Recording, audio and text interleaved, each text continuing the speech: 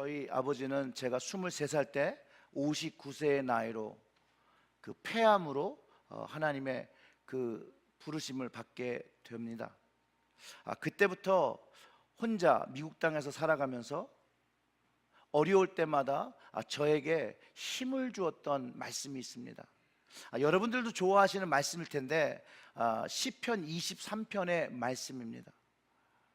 이 말씀에서 하나님께서 나를 이끄시는 목자 되셨다는 그것에 참 은혜를 많이 받고요. 좋을 때도 그렇게 어렵지 않고 기쁠 때도 하나님께서 여전히 나와 함께 계시고 나와 동행하시는 그 하나님이 계심을 시편 23편을 통해서 하나님을 더 많이 경험하고 사랑하게 되었습니다. 근데 아까 우리가 그 해피 마더스 데이를 셀러브레이트 하는 것처럼 시편의 23편에 대한 이 목자 되신 하나님처럼 우리의 부모님들, 우리의 어머니들, 우리의 아버지도 그 자녀들에게 평안함을 주기 위해서, 또 안정감을 주기 위해서, 위로감을 주기 위해서 자신들의 어려움과 힘듦을 뒤로 하고 자녀들의 어려움과 힘듦을 먼저 돌보는, 그것을 하시기 위해서 참 분주하고 노력하며 사셨다라는 것이에요. 그 부모님께, 그 어머니께, 그 아내에게, 그 남편에게 여러분, 우리가 꼭 감사해야 되는 것은 하나님께 우리가 감사를 드리는 것이 마땅한 것처럼 우리 서로에게, 우리 부모님께 감사를 드리는 것도 마땅한 것임을 여러분 기억하시기를 주님의 이름으로 축원합니다. 시편 23편에 그 다윗, 어떤 하나님이었을까? 어떤 하나님이었기에 이렇게 주옥 같은 시를 쓸 수 있었을까? 생각해 보니까요, 다윗은 하나님이 없이는 살아갈 수 없는 사람이었다는 거예요. 하나님은 다윗에게 주인이셨고 아버지셨고, 그런데 이 하나님이요, 막 거룩하셔서 막 범접할 수 없는 그런 분이 아니라 너무나도 그의 인생 속에 가까이 계신 양에게 목자와 같은 분이셨다라는 거예요. 하나님이 늘 그의 삶의 곁에 있어서 목자가 그 양을 지키고 보호하고 인도하는 것처럼 그가 하나님의 인도하심을 경험하고 동행하심을 경험하면서 고백했다라는 거예요.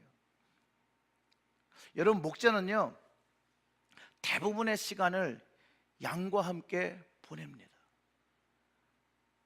아니, 어떻게 보면 양에게요 목자는 그들의 전부예요.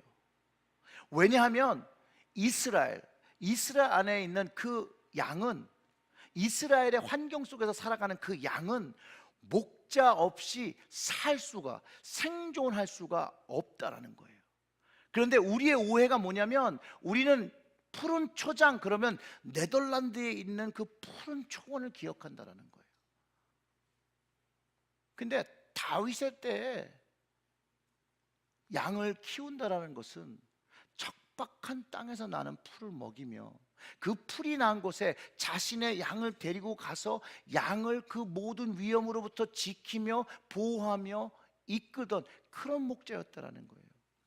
그래서 목자가 없다면 이 양은 살 수가 없었다라는 것이죠. 다윗에게 하나님이 이런 목자와 같았다라는 거예요. 그러면서 전부라고 얘기하는 것이에요.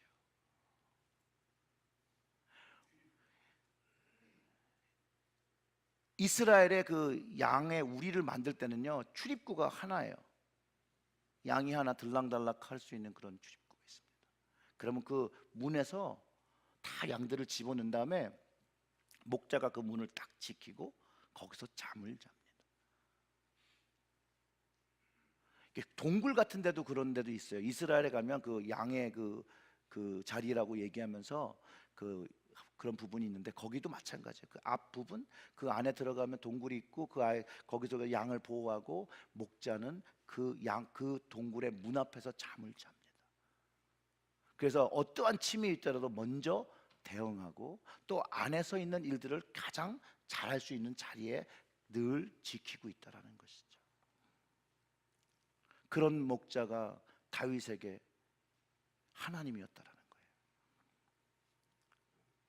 근데 다윗에게만 이런 선한 목자가 있는 것이 아니라는 것이죠. 우리에게도 목자가 있으시죠? 누구죠? 예수님. 예수님 스스로도 선한 목자라고 가르쳐주면, 이 선한 목자가 어떤 목자라면 생명을 주어서 양을 지킨다라는 거예요. 마태복음 1장의 그 예언처럼 예수님은요, 모든 사람들을 위해 자기의 생명을 주시기 위해서 이 땅에 오셨고, 그 사람들의 죄를 위하여 피를 흘리시고 죽으시고 부활하셨다라는 것이에요. 즉 예수님은 우리에게 목자이신데, 오늘 본문의 말씀, 우리가 읽은 말씀은 주님이 참 포도나무라는 것이에요. 즉 참 포도나무는 나의 참 목자이신 예수님인 것을 가르쳐주고 있다는 거예요. 생명을 공급해 주시는 예수님, 그가 바로 포도나무라는 것이에요. 그리고 우리가 그분의 가지라는 것이에요. 다윗에게 목자 되신 하나님이 그의 삶의 전부인 것처럼 포도나무 되신 예수님이 가지된 우리의 삶의 전부인 것을 가르쳐주고 있습니다. 왜냐하면 그 가지가 그 나무에서 떨어지면 더 이상 그 나무로부터의 생명의 공급을 받지 못한다는 것이죠.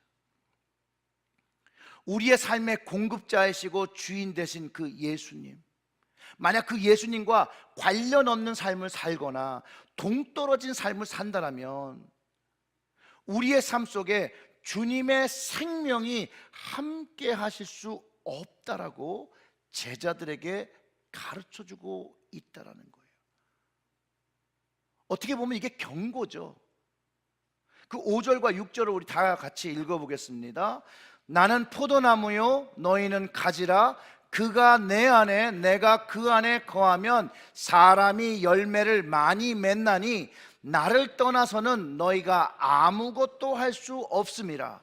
사람이 내 안에 거하지 아니하면 가지처럼 밖에 버려져 마르나니 사람들이 그것을 모아다가 불에 던져 사르니라. 즉 포도 가지가요, 그 원 포도나무를 떠나는 것은 생명을 잃어버린다는 것이죠. 주님을 떠나서 주님 안에 거하지 않는다면 생명을 얻지 못한다는 거예요. 근데 오늘 말씀을 보면 열매 맺지를 못하고 그러면 버리워지고 궁극적으로 말라서 죽고 불태워진다는 거예요. 오늘 이 포도나무의 비유는요, 하나님과 주님과 우리의 관계를 완벽하게 설명하는 비유라고 저는 확신합니다.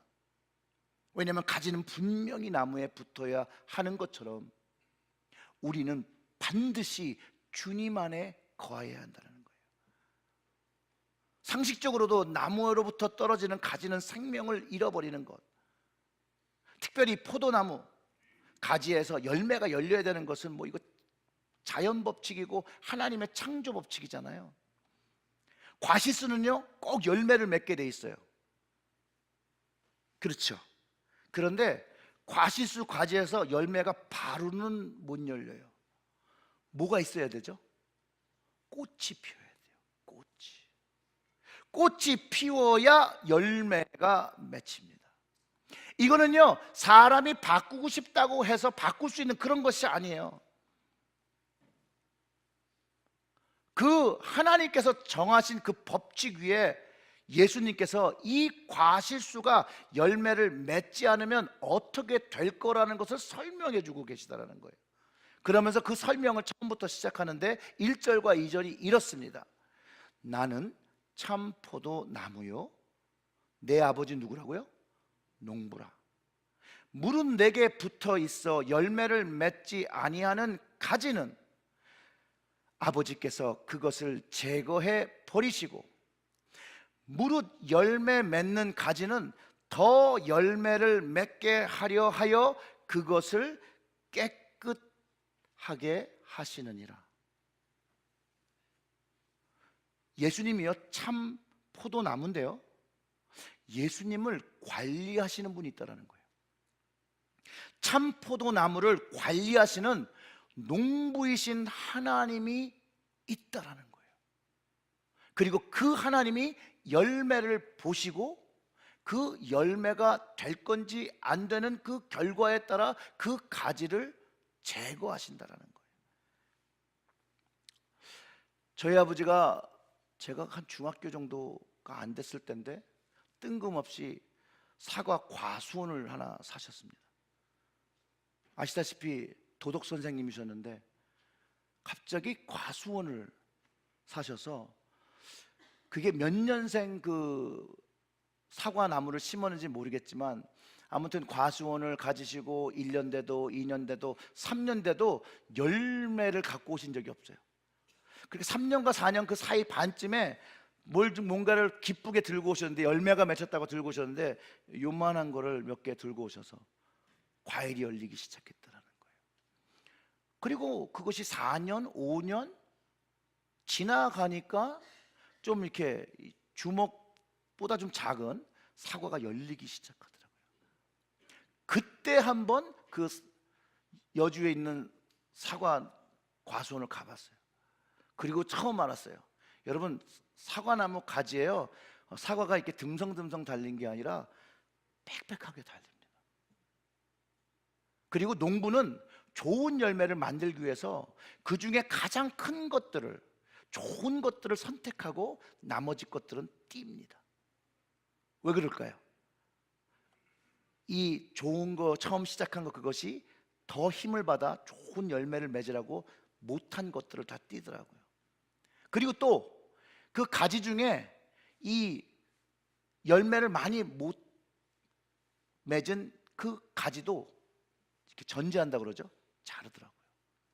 다른 가지가 더 이 양분을 많이 받아서 좋은 열매를 맺으라고. 그리고 그 신문지 봉지 같은 걸로 그 사과를 이렇게 딱 싸고 이렇게 딱 쪼매더라고요. 그래서 병충해나 이런 새가 와서 쪼아 먹지 못하도록 그렇게 해서 최고의 상품의 사과를 만들어내는 거더라고요. 그때 알았어요.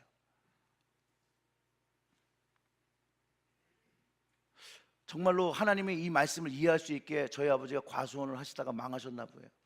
결국은 팔지 못하고 팔았어요. 그런데 여기 보면 참 포도나무이신 주님께서 농부이신 아버지 하나님이 계시면서 그 열매 맺는 가지를 보살피고 열매 맺지 아니하는 가지를 제거해버리고 그 과실을 맺은 가지는 더 많은 과실을 맺게 하려고 더 깨끗하게 하신다는 건데, 바로 이게 농부가 하는 일이라는 거예요. 그리고 하나님은 이 일을 우리에게 감당하고 계시더라는 거예요. 이거를 다른 각도로 들으면 좀 거북해집니다. 왜냐하면 열매를 맺지 못한 것에 대한 하나님의 징벌처럼 들리기 때문이에요. 포도나무의 비유를 볼 땐 열매 맺지 못하는 가지는 하나님께 버림받는 거잖아요. 제거해 버리니까. 하나님의 사랑이 어찌 이럴 수가 있어요? 은혜의 하나님이, 용서의 하나님이 어떻게 이럴 수가 있어요? 여러분, 여러분의 마음은 어떠십니까? 불편하십니까? 내가 아는 하나님이 아니네.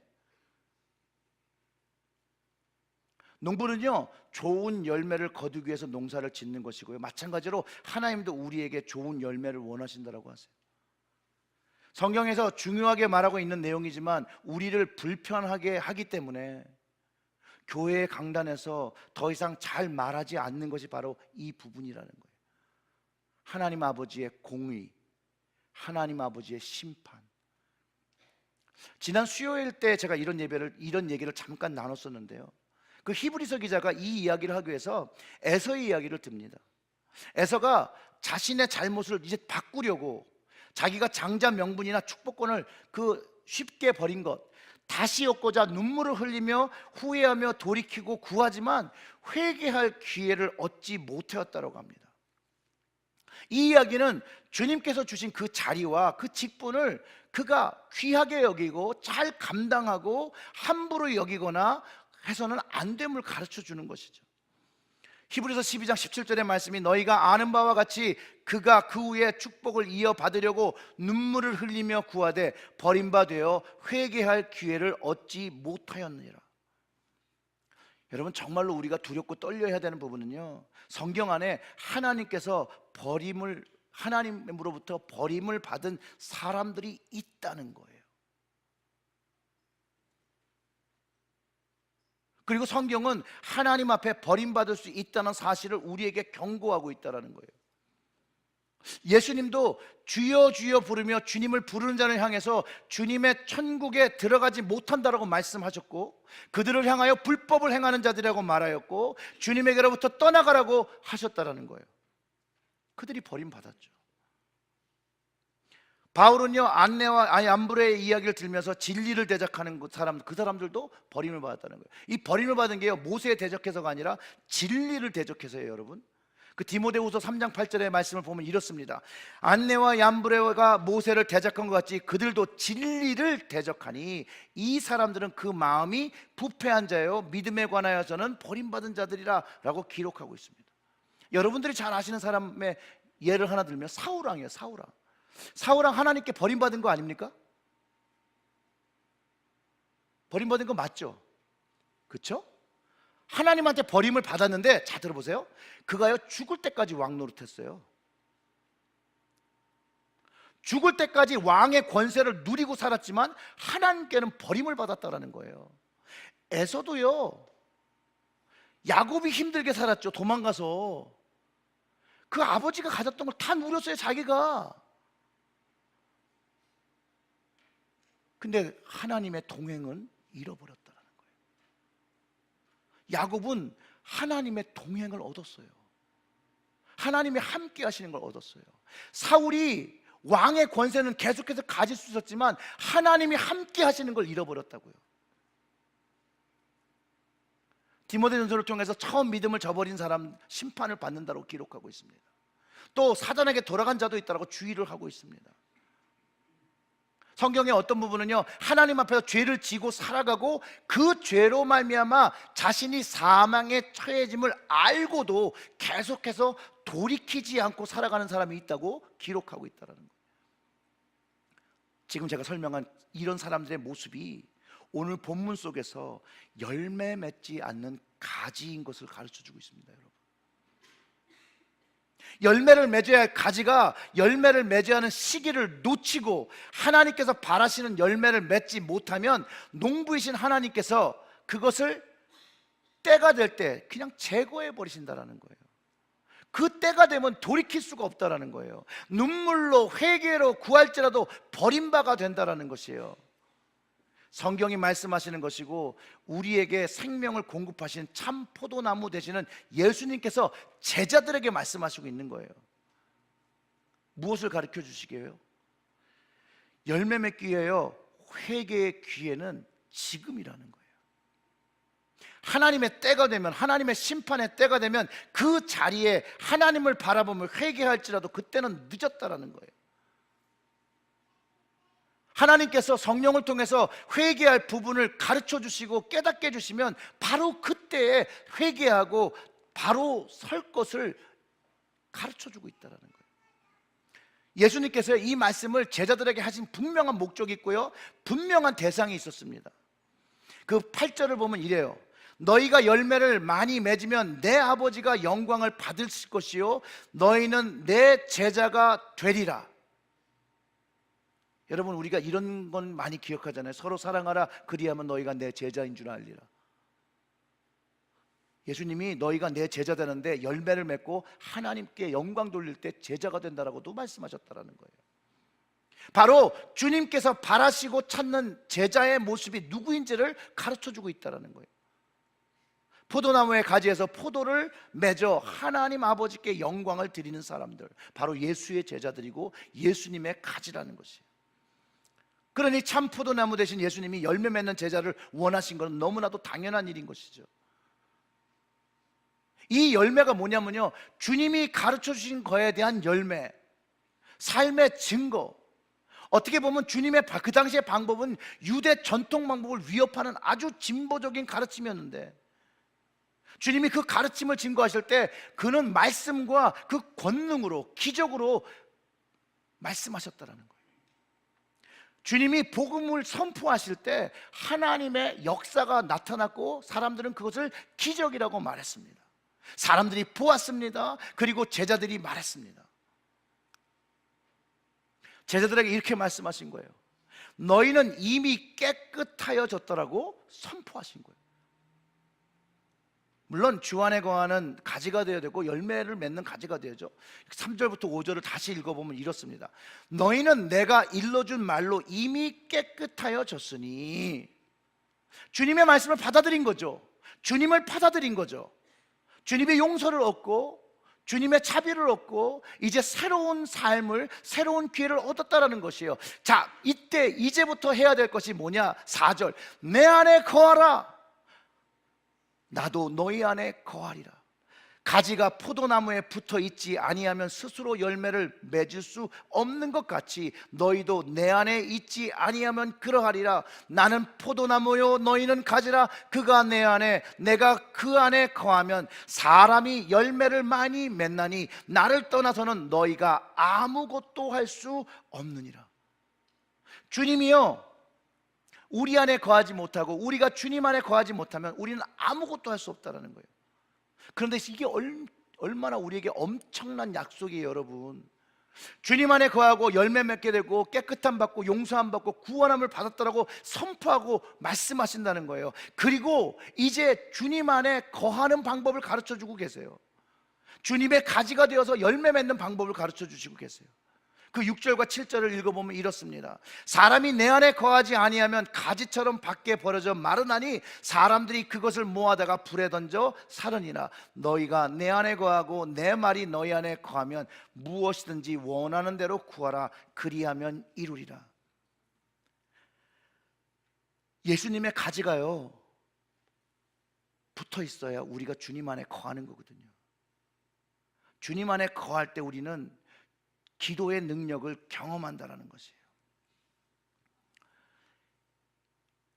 이 제자들을요, 다른 데서는 주님의 양이라고 표현하죠. 근데 이들은 실제로 진짜 양처럼 예수님을 쫓아다니며 살았어요. 예수님을 보았고 예수님께 배웠고 예수님이 가시는 곳에 그들도 있었고 예수님이 잠자는 그곳에 그들도 잠잤고 예수님이 먹는 자리에 같이 먹었고 늘 함께 있으면서 주님을 배우고 정말 목자를 쫓아다니듯이 예수님만을 신뢰하고 쫓아다녔다라는 거예요. 그리고 주님이 가르쳐주신 말씀을 행하기 시작했다라는 거예요. 언제요? 부활하신 예수님을 경험하면서요. 그리고 부활하신 주님께서 예루살렘에 가서 기도하라고 그랬거든요. 무엇을 입으라고 그랬죠? 성령을 입으라고 그랬죠. 아까 과일이 열리기 위해서 뭐가 필요하다고 그랬죠? 꽃이 필요하다고 그랬죠. 성령의 역사로 꽃을 피우며 이들이 열매 맺기 시작했다는 거예요.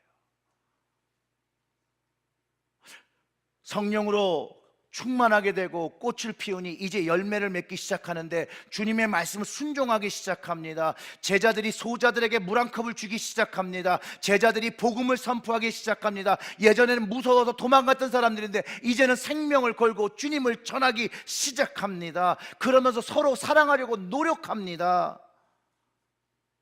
이 제자들이요 주님의 열매를 맺기 시작한다라는 거예요. 주님의 제자들에게서 그러면 이제 우리는 무엇을 해야 되겠습니까? 왜냐하면 우리 오늘 본문의 말씀이 우리의 삶에 질문을 던지고 있거든요. 주님의 제자인가?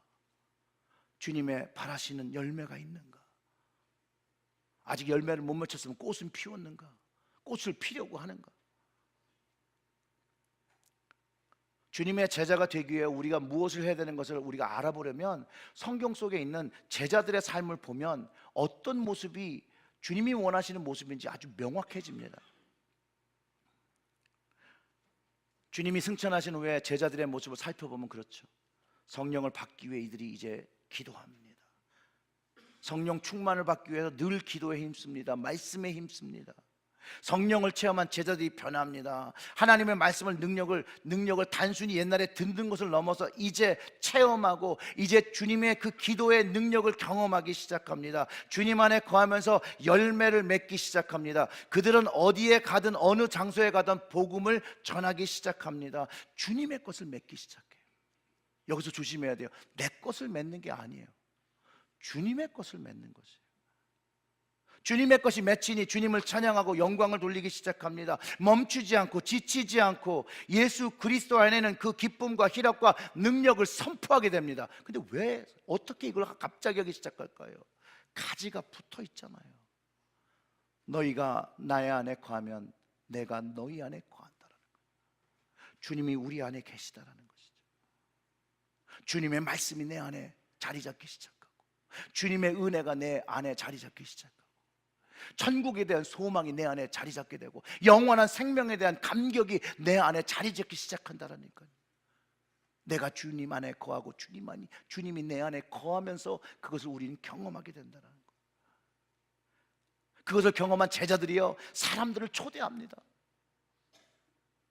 자신들을 해할 수 있는 사람들이 분명히 많았지만 이제 사람들을 초대하고 예배하고 만찬을 나누고 이제 가난한 자도 높은 자도 부자도 여자도 남자도 노예도 자유인도 주 안에 구분과 차별을 두지 않고 초대하고 주의 복음을 전합니다. 예수의 이름을 전합니다. 그것을 위해 자기의 소유를 팔아서 다른 이들과 나누기도 합니다. 자신의 삶을 뒤로하고 하나님께서 선포하신 구원을 경험하고 하나님의 자녀로 살며 복음을 증거하는 일을 멈추지 않았습니다. 주님이 말씀하시는 거거든요. 그리고 그것을 순종하니 주님의 열매를 맺었다라는 거예요.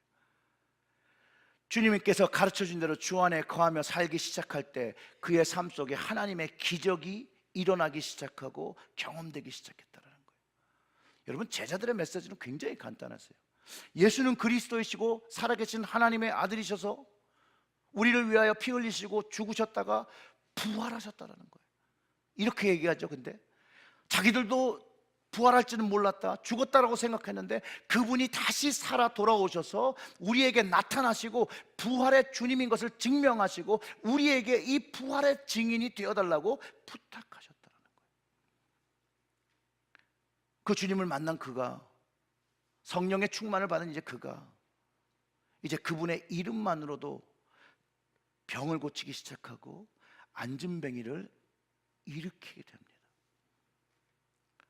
베드로의 그 안진뱅이를 일으킨 그 기적, 많은 사람들이 하나님께로 이끌었다라는 거예요. 근데 그 일 때문에 공회에 잡혀가잖아요. 거기서 이런 질문을 당합니다. 너가 무슨 능력과 이름으로 이것을 행하냐는 질문에 베드로는요, 사람들이 거부할 수 없는 권위의 말씀을 전합니다. 사람들이 생각해도 베드로, 요한 배우지 못한 사람을 너무나도 아는데 그들이 말하는 그 말씀은 정말로 권위의 말씀, 지혜의 말씀으로 자신들의 마음을 깨닫게 하는 그런 말씀들을 선포했다라는 거예요. 어떻게 이럴 수 있을까요? 이들은 주님의 가지가 되어서 그들이 주님 안에 거했고 그들 안에 주님이 계셨기 때문에 주님이 그 말씀을 주셨다라는 거예요. 근데 여러분, 정말로 놀라운 건요, 그 당시에 그 베드로의 말을 모든 사람이 수용하고 믿고 예수님을 영접했을까요? 현실은 그렇지 않더라는 거예요. 거기에는요, 그 베드로의 이야기 때문에 불편해진 사람도 있었어요. 그런데 이 사람들한테 어떻게 해코지라도 하고 싶은데 그 사건 일어난 것을 본 많은 사람들이 있었고 정말 날 때부터 안진병 된 사람이 이제 걸어다니고 있는 것을 보았기 때문에 이들이 뭐라고 할 수가 없었어요. 그리고 사람들이요, 이제 이 일로 하나님께 영광을 돌리기 시작했다라니까요. 하나님이 살아계시다, 이건 하나님의 손이 아니면 이런 일이 일어날 수 없다. 그럴 때 베드로가 이것은 예수 그리스도의 이름으로 행해진 것이다, 이렇게 얘기하는 것이에요. 오늘 8절의 말씀이 여러분 기억나지 않습니까? 너희가 열매를 많이 맺으면 내 아버지께서 영광을 받으실 것이요 너희가 내 제자가 되리라. 이 베드로의 믿음의 선포는요, 주님의 제자로서의 전도의 열매를 맺으며 하나님 아버지께서 영광을 받으셨다는 거예요. 자, 이제 우리에게 좀 질문을 해봐야 됩니다. 베드로와 요한같이 이렇게 기적을 일으키고 막 병을 고친 이 사람들만이 제자입니까? 여러분들은 주님의 제자입니까? 주저하지 않고 아멘 하셔서 감사합니다. 사도행전 11장 26절의 말씀을 보면 제자들이 안디옥에서 비로소 그리스도인이라고 일컬음을 받게 되었다고 기록되어 있어요. 즉 제자가 그리스도인이에요. 김일령이 목사인 것과 제자가 그리스도인인 것은 동일한 말이라는 거예요. 그렇기 때문에 우리 모두가, 여러분들도 저도 모두가 예수 그리스도의 제자이고 이제 우리는 그분의 열매를 맺어야 한다. 열매 맺기 위해 그분 안에 거해야 된다는 것이요. 그럴 때 그분의 말씀과 그분의 사랑과 그 은혜가 우리가 주님에 붙어 있기 때문에 우리의 심령으로 자리 잡기 시작하고 우린 주님의 것을 이제 먹으며 우리의 영이 자라나게 된다는 거예요. 참 포도나무 되신 예수님은요, 우리가 그냥 지식으로 하는 그런 믿음이 아니라 하나님의 역사를 경험하는 그런 믿음을 갖기 원하셨어요. 그래서 기도의 능력을 경험하기 원하셨어요. 열매 맺고 제자 되기 위해서 기도의 능력, 그분의 이름으로 구하면 들어주신다라고 하는 거예요. 물론 전제가 있죠. 먼저 그의 나라와 그의 의를 구할 때 더하신다는 주님의 가르침을 기억해야 되고요. 이방인의 기대, 무엇을 먹을지 무엇을 입을지를 걱정하지 말라고, 천부에, 하늘에 계신 천부가 모든 것을 주실 것이라고 얘기한 그것을 기억해야 돼요. 야고보서의 말씀은 정욕으로 위한 기도는 하나님께서 응답하시지 않는다라고 하셨죠. 그럼 우리는 어떤 기도를 드려야 되나? 하나님을 위한 기도, 주님을 위한 기도, 주님의 강림을 기다리며 하는 기도. 야고보서는요, 주님의 다시 오심을 기다리며 하는 그 기도를 뭐라고 표현하고 있냐면요, 농부가 땅에서 나는 귀한 열매를 바라고 길이 참아 이른 비와 늦은 비를 기다리는 것처럼 길이 참고 마음을 굳게 하라고 하였습니다. 여러분, 주의 강림이 가까웠습니다. 그럼 무엇을 해야 될까요? 예수님께서 이 땅에 오셔서 이렇게 말씀하셨어요. 하나님 나라가 가까웠으니 회개하라. 여기서 우리는 중요한 영적 진리를 깨닫죠. 기도는 하나님 나라를 위해서 위로 향하여 드리는 것이란 거예요. 하나님 나라가 가까울 때 회개로 하나님 나라를 받아들이는 것이거든요. 농부가 열매를 위해서 이른 비와 늦은 비를 기다리며 하늘을 향해서 바라보듯이 우리의 기도에 응답하시는 하나님을 바라보며 기도할 때, 살아갈 때 우리의 삶 속에서 응답되어진다는 것이에요. 즉 우리의 삶에 성령의 이른 비와 늦은 비를 경험하며 열매를 맺고 기도의 능력을 경험하며 살아가게 된다는 거예요. 하나님을 믿으며 드리는 기도, 그 위에 계신 주님, 오늘 하나님 우편에서 나를 위하여 간구하시는 주님, 그분을 바라보고 그분께 기도하며 간구하며 살아갈 때 내 인생 속에, 내 가정 속에, 우리의 교회 속에 살아 역사하시는 하나님의 간섭하심을 이제 경험하게 된다는 것이에요. 하나님은요, 모든 상황과 모든 것을 통해서 우리에게 말씀하시고 계시다는 거예요. 우리의 영이 열려 있고 우리가 포도나무의 가지가 돼서 주님과 함께 있으면 그것이 다 들리게 된다는 거예요. 우리는요, 우리의 삶의 열매를 맺기 위해서 복음을 선포해야 됩니다. 주님의 이름을 선포해야 합니다. 주님은 전도에 미련한 것을 사용해서 영혼을 구원하시는 주님이라고 말씀하셨어요. 그것이 하나님도 원하시는 거고 주님도 원하시는 거고, 그것을 위해서 교회가 탄생되었고 그 교회의 몸된 우리가 교회의 지체고 그거의 머리가 주님이라고 말씀하셨고, 그런데 아직도 세상에는요, 많은 사람들이 주님을 모르고 주님을 거부하고 살아갑니다. 그러나 주님은 오늘도 그들을 찾기 원하신다는 것이죠. 그리고 우리가 주님의 몸이 되어주길 바라요. 손이 되어주길 바라요. 발이 되어주길 바라요.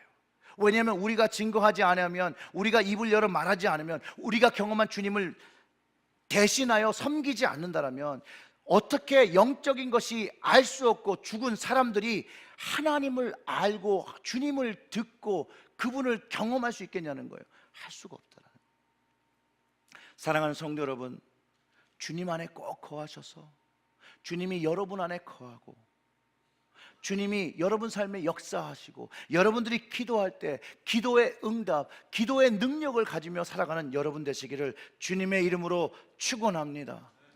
그럴 때 예수 생명만 자랑하시기를, 예수 생명만 자랑하시기를 주님의 이름으로 축원합니다. Redeeming love has been my theme.